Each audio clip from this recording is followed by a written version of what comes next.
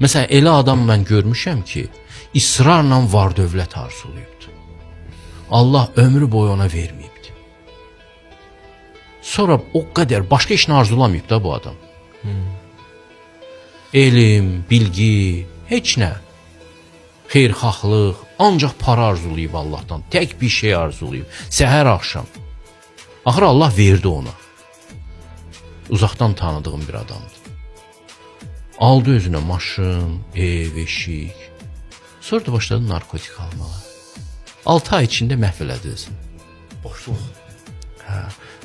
Sanki Allah deyir ki, yaxşı al. Mən ona görə vermirdim bunu sənə. Amma sən çox israr etdin. Başa düşürsünüz? Yəni bizim arzularımız, o həyat koçları var deyir ki, arzularınızla siz arzulayın. Yox, bir baxmaq lazımdır ki, bu gerçəkliyin arxasında duran Allah nə istəyir? Allah deyir, mən sizin arzularınızı eşidirəm, amma istəyirəm siz mənim də nə arzuladığımı eşidəsiniz. Quranda. Mən sizdən nə istəyirəm? Mən sizi nə üçün yaratmışam? Siz burada nə üçün mövcudsuz yer üzündə? Missiyanız nədən ibarətdir? Nə etməlisiniz öz həyatınızla? Siz mənə sarı gəlməlisiniz. Deyim cavabı, çünki bu sualları qoyandan sonra kimsə indi deyəcək cavab neymiş? Sizin həyatınızın canı, məğzi Allaha sarı getməkdir. Hər cür üslubla, hər cür yolla.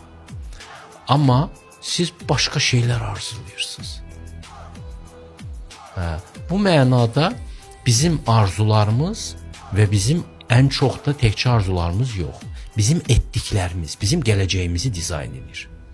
Məsələn, bugün gəlib çıxdığımız məqam, bir təxmini deyirəm də, 5-6 il əvvəl nəyin üzərində işləmişiksə, onun nəticəsidir.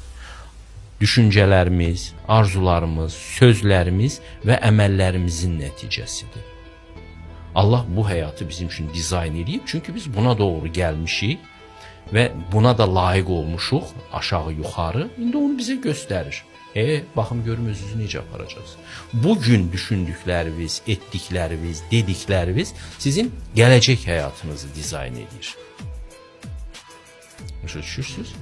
Və həyatı dizayn eləməkdə ən önəmli şey də nədir ki, Quranın hər səhifəsində bu deyilir, Bhagavad Gita'da da deyilir, Dhammapada'da da deyilir, İncildə də deyilir. Həyatı dizayn eləməyin əsas işi, əsas məqamı arzular deyil, xeyr əməllərdir. Tam yanlış deyirlər o həyat koçları. Arzuluyun. Hələ sən arzulayarsan Allah başıma daş salar o arzuyla. Arzuyu yerinə yetirər. O sənə xeyirli olmayacaq bir arzu, Allahın mərhəməti nə qədər də böyük olsa, sonda deyəcək ki, bunun başqa müalicəsi yoxdur. Allah. Al sox gözlə. O mənada. Verər. Amma həyatı yaxşılığa doğru dəyişmək. Ki biz Fatihə surəsində müsəlmanlar deyirik ki, bəs bizi nemət verdiklərindən elə qəzəbə düçar olanlardır. Bu da arzudur. Fatihə surəsi arzudur. Amma bizi nemət verilənlərdən elə deyirik. Həqiqi nemət verilənlərdən deyirsən sən, Allah deyir. Onda yaxşılıq elə. Hər gün yaxşılıq elə. Bu, dünyanın ən sirli bir formulasıdır. Yaxşılıq eləmək. Yaxşılıq eləyirsən, həm keçmişə təsirin var. Keçmişdəki günahları təmizləyirsən. Həm bugünün fərahlanır. Gələcəyin də işıqlı olur. Bax, həyatı dizayn eləmə vasitəsi xeyr əməllərdir, arzular yox. O koçlara inanmayın. Onlar cəhənnəmə səsləyirlər. Bilmədiklərindən danışırlar.